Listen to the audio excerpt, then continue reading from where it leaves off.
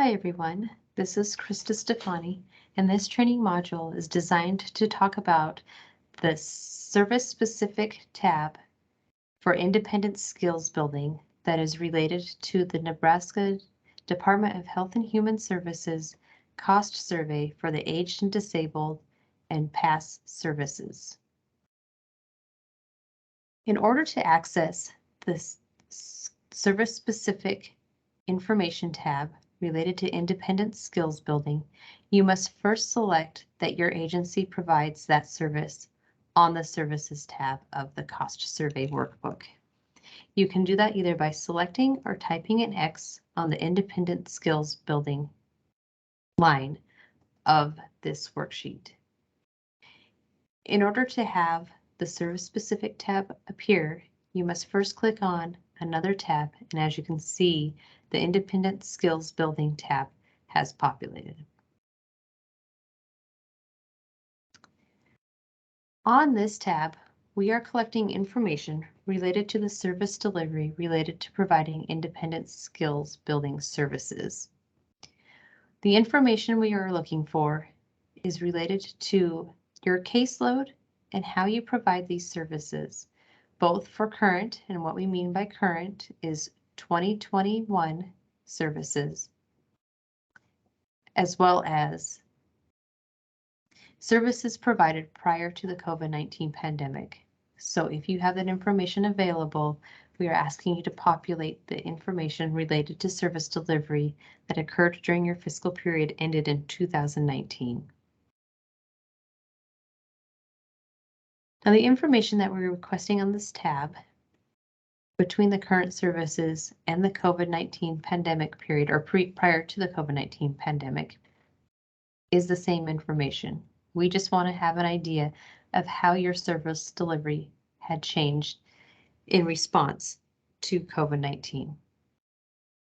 So the first questions we're asking relate to what are the number of individuals or participants your organization serves that receive independent skills building.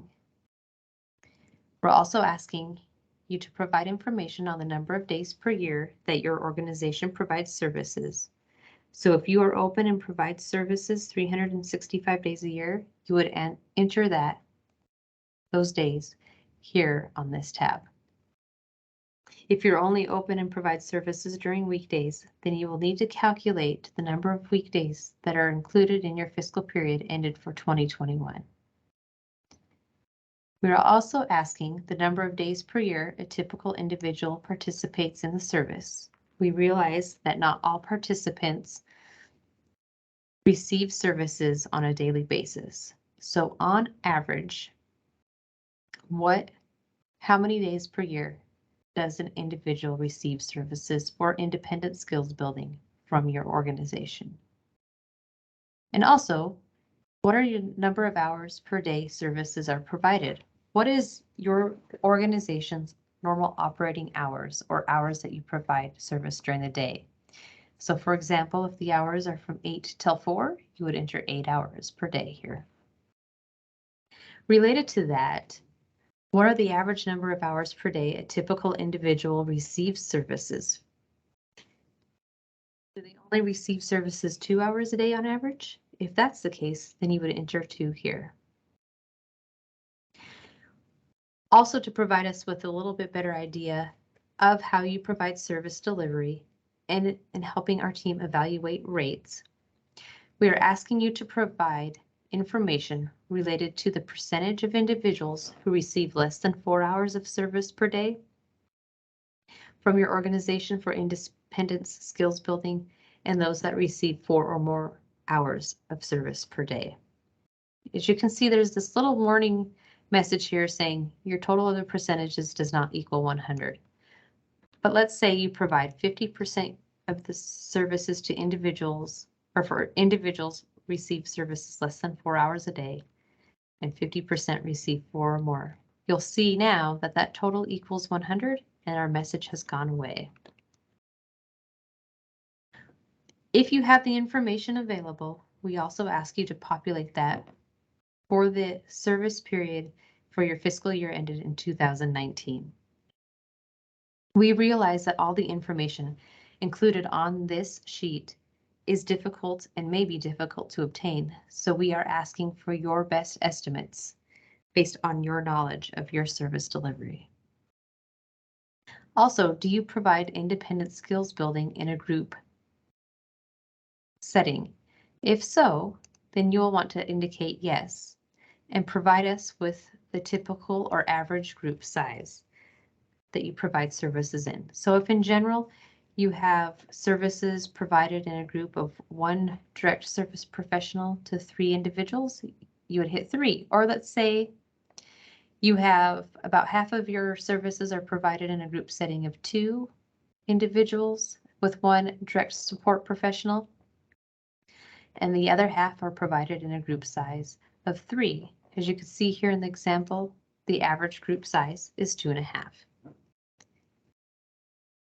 To provide us with a little bit more information related to the staffing ratios that your organization encourages to provide independent skills building, we are asking, out of 100% of the services that you provide, what percentage is provided in the indicated staffing ratios? Now remember that the first number is the number of direct support professional staff, and the second number are the number of individuals or participants receiving the service. So for this first line, if you have any services that are provided by 2 direct support professionals working with 1 individual, you would indicate that percentage of your total services in this cell on this row, and so on and so forth. If you have other staffing ratios that are not already pre-populated, you may type in a specific staffing ratio in these rows to indicate how you are providing this service delivery. Once you populate these fields, the total should equal 100%. And once that math does equal 100%, this message will disappear. Again, we thank you for your time that you are taking to complete the information contained in this cost survey and appreciate you taking time to listen to these training modules. Thank you.